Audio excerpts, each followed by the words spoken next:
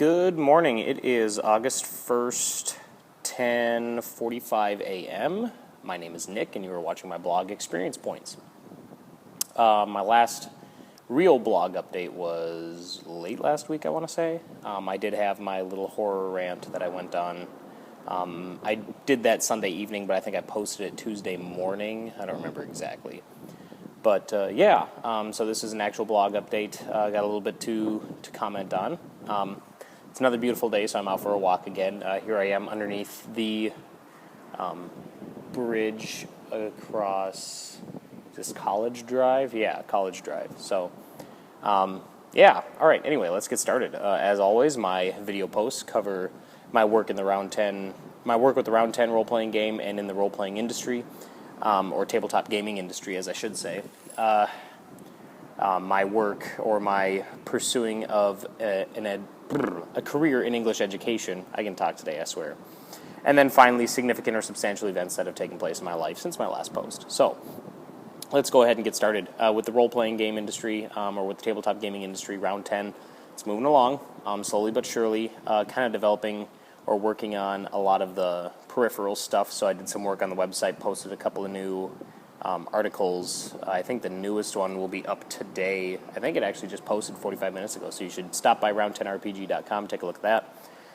And then also next week, myself, my co-developer and best friend Sean, and hopefully one of our other game designers and testers, Kip, will be sitting down next Wednesday to kind of discuss Round 10, where it's at, where it's going, future projects, and kind of get like a little bit more of a set itinerary going forward.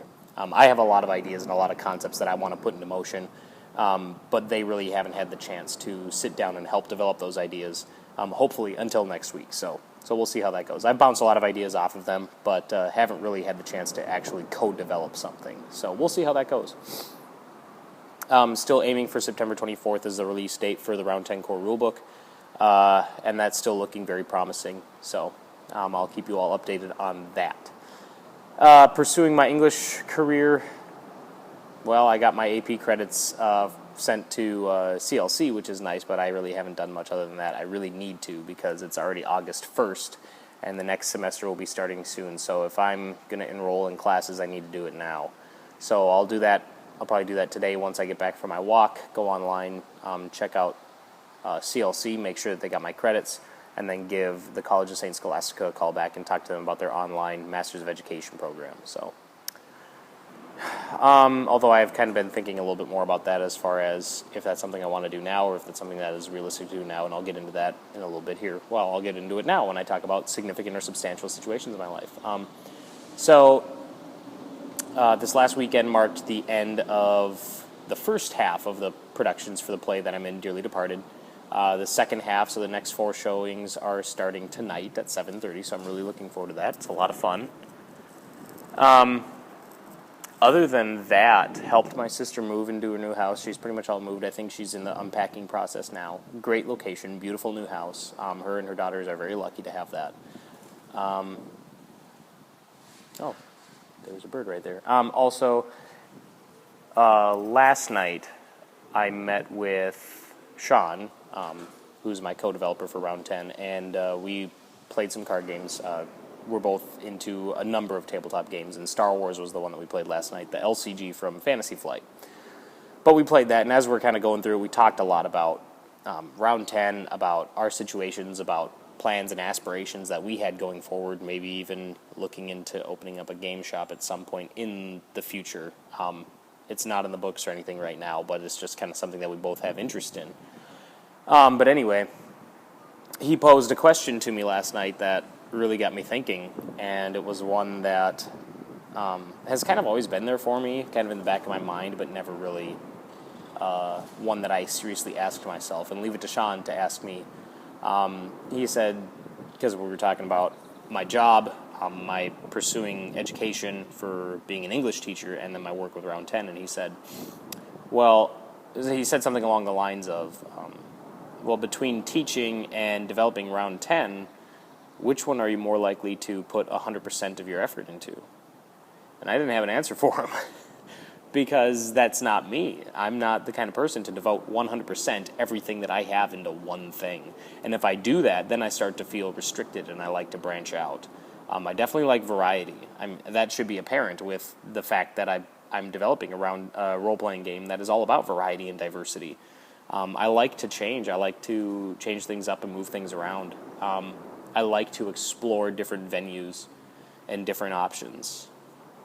So that was a very difficult question for me to answer, and even just difficult one to think about. If I had to choose between teaching and developing a role-playing game, which one would I pour most of my time into? Now, the practical side of me, the realistic side of me says there's no money in the tabletop role-playing game industry. There might be, but not for an independent, not like me, and even not even independent. I mean, there's some companies that struggle to make ends meet. Excuse me. So that wouldn't make much sense for me to pursue just that. I would need something on the side. But then there's the idealist part of me that says, I love tabletop gaming. I do. I absolutely love it. And I love writing for it. And I love, even though I don't have the experience like so many other developers out there, I really enjoy what I do with Round 10. I really enjoy building this brand and seeing these things realized, the collaboration between me and my partners. And I really love being able to provide the community, whether it's one person or whether it's 100 people or whether it's 1,000 people, with something tangible, something that they can see and touch, and something that they can interact with, something that can get them to think about things differently. Because I'm big about that. I'm big about changing the way people see things and changing the way that people perceive, or even just expanding on the way they perceive. I know it sounds kind of egotistical of me, but that's who I am. I like to have an influence, and in developing role-playing games, I definitely have an influence. But then, of course, there's the part of me, too, that says teaching does that, and teaching is perfect, and I know that I would be a good instructor. I know that I would enjoy that. I know I would feel satisfied with that as a career. I know that dealing with students, teaching them about English, about the narrative process, about breaking down a story to its core elements and then rebuilding it again, about appreciating stories, whether it's written or film or whatever. I know that would be a very satisfying career for me, and I know that I would enjoy it. And I have a lot of support for that. I have a lot of people say that I would be a good teacher, so why not pursue it? But of course, teaching is a very competitive area to get into.